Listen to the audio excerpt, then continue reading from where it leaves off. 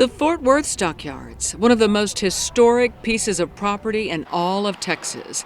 It was a major point of trade and commerce in the late 1800s as a drover, a person who drives cattle or animals, headed up the Chisholm Trail to the railheads. One of the last stops for rest and supplies was Fort Worth. We still had a presence. There was still a live cattle auction here in the auction barn, which is now the RFD studio. And there were millions of head of cattle sold here in the Fort Worth Stockyards. Cattle, hogs, sheep, and a lot of horses were traded up and down the streets in the stockyards. Hub Baker has been a part of the Stockyards for 40-plus years. He even ran the Cowtown Museum.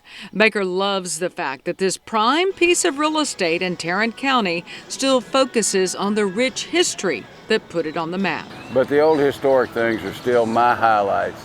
Even they are new. The Fort Worth herd, depicting the old cattle drives where the Chisholm Trail did come through here back in the day, and there were cattle spread from miles down here, standing and waiting to come into the stockyards and be sold. And then the trains came, and they hauled livestock up north. Still, the rodeo is my highlight because it's still keeping the historical theme of what was here. Gosh, Billy Bob's, of course. I mean, that's what really made the stockyards come back to start with and bring all that attention with the world's largest honky-tonk.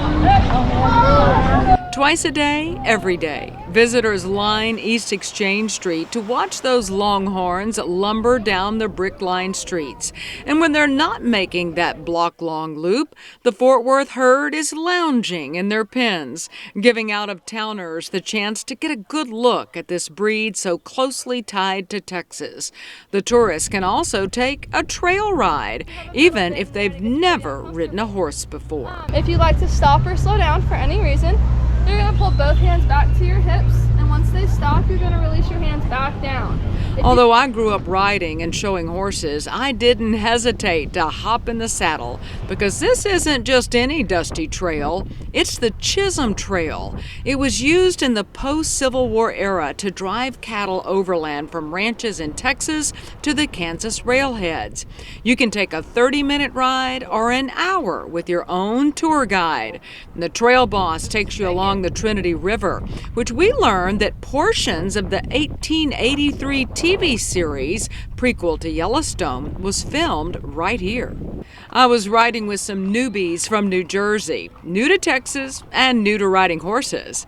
They thought, what better way to learn about the Lone Star State and the cowboy way of life than to grab the reins and take a ride. All right, tell me what you thought about that. Awesome, very informative, she's very sweet, great ride. With the rebirth of the Stockyards, you can dismount your trusty steed and find the nearest watering hole. Whether it's one of the dozens of new eating and drinking establishments like the Cowboy Channel Bar or Second Round Rodeo.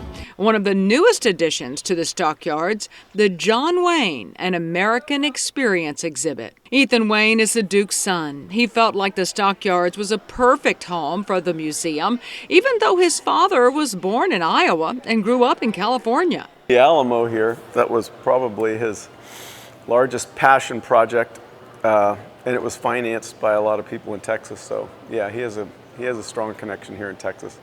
And he played a lot of Texas cattlemen in his movies.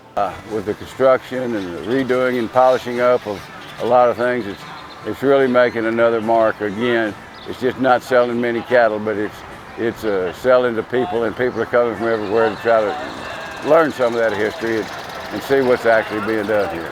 I'm Tammy Arender for Texas Agriculture Matters.